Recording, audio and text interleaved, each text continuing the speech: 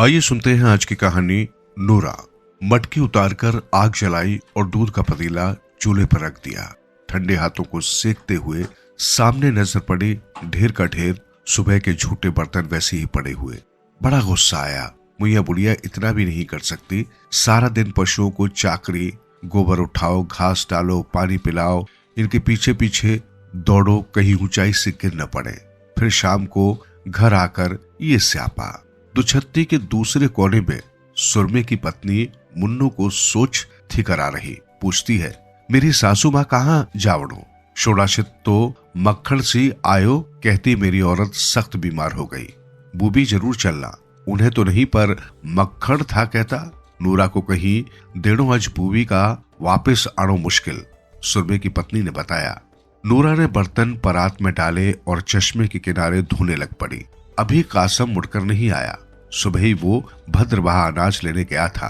भूल गया था कल दोपहर तक वापस लौटूंगा। उसका क्या विश्वास, कहीं फिर भले न पहुंच गया हो।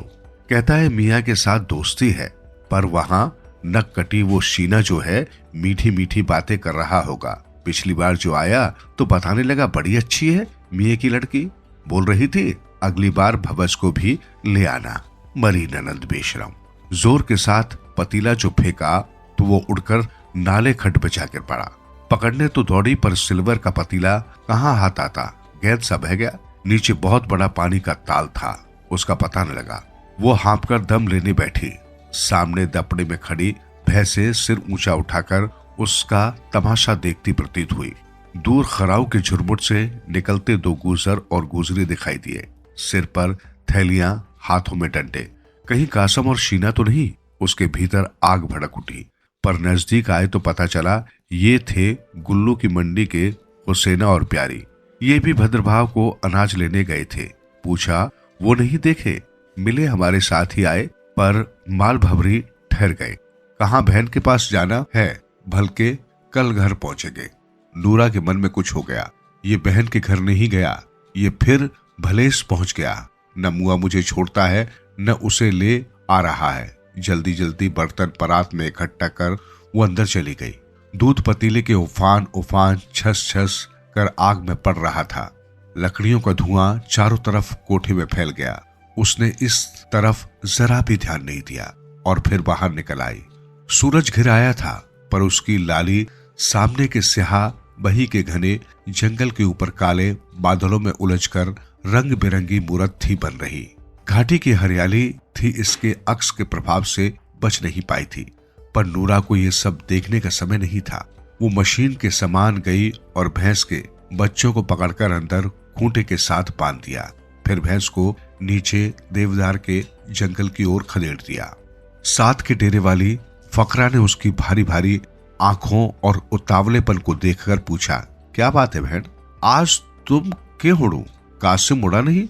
उसने कोई उत्तर नहीं दिया। कोठे के अंदर घुस गई। सुरमे की पत्नी तवे पर मकई की रोटी बना रही थी। नूराज, तू अकेली है, 2 रोटियां मेरे पास ही खा लेती। उसने ये भी नहीं सुना। सलारा एक तरफ फेंका, रस्सी पर खिंद फेंकी, कंबल सिर पर ओढ़ा और सो गई। आग बुझ गई थी। उसका ध्यान कासम से हटकर बीते हुए दिनों पर गया। 5 वर्ष की थी तो कुड़माई कर दी, 10 की थी तो मां मर गई, कोई 12 की थी तो एक बार मामा के खुंडी मरल थी गई हुई। वहां यूनुस से मुलाकात हो गई। यूसुफ कितना प्यारा और सुंदर है। हम इकट्ठे भैंस लेकर ऊपर जंगल जाते थे। बारी बारी से हमने उनके थनों से दूध की धारे बौछारे एक दूसरे के मुंह में छोड़ते थे। ऊपर सप्पा चोलू जाकर उतराई से घिसटते आने का मजा लेते, फिर नीचे आकर एक दूसरे को पकड़ते। एक बार चांदनी रात में आंख बिचौली खेलते खेलते श्यावला के किनारे पहुंच गए। उसने मुझे छाती से लगाकर कहा, नूरा, तेरे नाल बड़ा प्यार हो गयो, तबे मेरा साथ तो छोड़ना नहीं। खा दूध की कसम। मैं क्या कहती, हामी भर दी। एक बार मैदानों को जाते हुए हमारे ढेर दोनेरा इकट्ठे हो गए। मैं लकड़ियां लाने गई थी। यहाँ यूसुफ भी आ पहुंचा। मुझे वहां से पकड़कर बोलने लगा, नूरा, मैं अब तेरे बगैर नहीं रह सकता। बोल, करनी मेरे साथ निकाह? मैं क्या जवाब देती? छाती से लगकर रोने लग पड़ी। छोटी सलीमा ये सब कुछ देख रही थी। आते ही बापू के कानों में फूंक फूंक मार दी। फिर क्या था? रात मेरे पर डंडा बरसा। बापू फटकारने लगा, तुमने मेरी इज्जत मिट्टी में मिला देनी। मैंने समधी जी को दूध पिलाया है, ये दूध का रिश्ता भी कभी टूटता है? मैं रोई और मन मन से बोली, बापू तूने समधी को दूध पिलाया, पर मैंने तो आप यूसुफ के मुंह में दूध की धारें डाली हैं और कसम उठाई है, पर हमारी कौन सुनता। जहाँ कुलाड़ी पहुंचते ही मेरा निकाह कासम से कर दिया। अलावा अब भी देख रहा था। बड़ा रमजान हुक्का गुड़गुड़ा रहा था और दूसरे कोने में छत पर मूसा और उसकी घरवाली फुसर फुसर कर रहे थे। गोबर की थप जो हुई तो उसे उस बाबू की याद आई जो एक बार आकर उस डेरे पर ठहरा था। पहले तो वो बड़ा मुंह दबाए और नाक उठाए, पर एक बार जो आया तो आने ही लग पड़ा। कभी बोलता जंगल का ठेका लिया है, कभी बोलता माल ले जाना है। मामूली सा मक्खन लेता और 5 रुपए देने लगता। हम कोई रुपयों के भूखे थे। मेरी ओर से तो ये देखता जैसे कोई खाने की चीज थी। भला वो मुझे क्या समझता था। फिर ख्याल आया उस मौलवी का, पता नहीं कहां से आ टपका था। बोलता था लखनऊ है घर। यहाँ जो आया तो डेरा ही डाल बैठा। कोई 20 दिन रहा होगा। बड़ी माखून खीर उड़ाई, 5 बार नमाज पढ़ता, अमरियों और चुड्ढियों को बैठाकर जोर जोर से पढ़ाता। मुसलमान ही सबसे पाक इंसान है। इस्लाम और शरीयत के उसूलों पर चलकर ही बहिश्ता हासिल हो सकती है। फिर मेरी तरफ देखता कि मैं सुन रही हूं कि नहीं।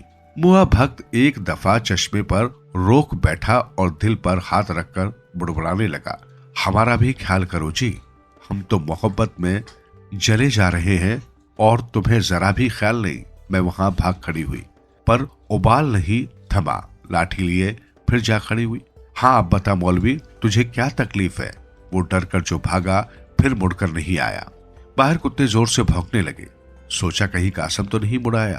कासम पर उसे अब रहम आने लगा। कितना दब्बू है ये, कभी शीना के पीछे भागता है, कभी सकीना के पीछे। 4 वर्ष विवाह हुए हो गए, मेरा प्यार नहीं पा सका। उठकर देखने बाहर आ गई।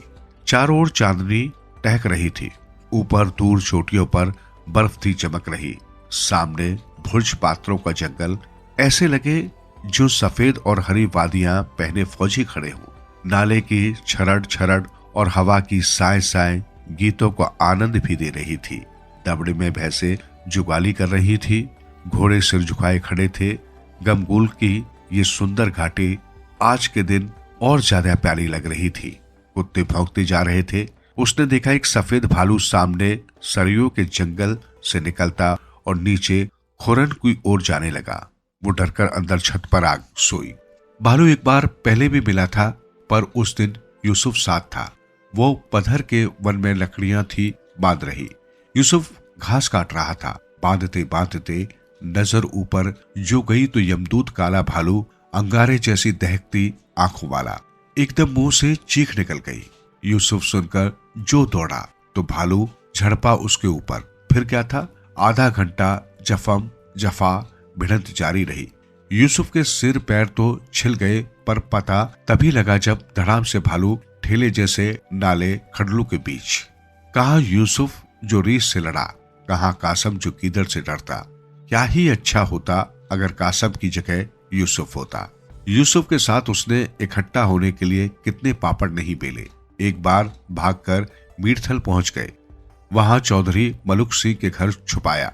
6 दिन तक वहां रही, पर चौधरी का लड़का शेरा उधर भी पीछे पड़ा। एक दिन शाम जंगल पानी गई थी। गई झाड़ियों के झुरमुट से निकलकर आ खड़ा हुआ और मुझे गले लगा लिया।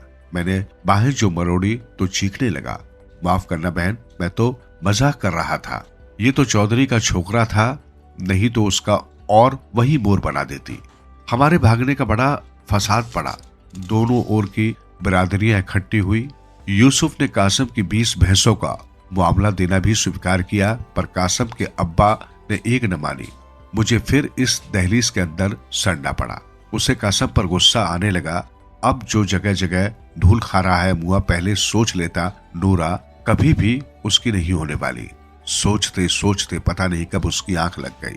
सपने में उसने सुना बाहर यूसुफ आवाजें दे रहा है। बाहर आई तो यूसुफ बाह पकड़कर बोला चल। दोनों ही जंगल चोटियां घट्टे लांगते हुए रावी के किनारे पहुंच गए। दोनों खुश थे। रावी के पार अब हम बसोली घुस जाएंगे, फिर किसी का क्या डर। दरिया पर लकड़ियों से बनी पुलिया कुछ कमजोर प्रतीत हुई। यूसुफ बोला, तू रुक, मैं पार कर जांचता हूँ। वो अभी आधे हिस्से में ही पहुंचा था, पीछे से शोर हल्ला मचा। दौड़ो दौड़ो, वे जा रहे हैं। यूसुफ वापस नूरा की ओर दौड़ा और नूरा यूसुफ की ओर। लकड़ियों से बनी पुलिया तड़ाक से टूट गई, दोनों रावी के बीच। नूरा ने जोर की चीख मारी। डेरे के सब गुजर उठ खड़े हुए। नूरा बेहोश थी, जिस्म पसीने से नहा उठा था, दांत खड़ी चढ़ गई थी।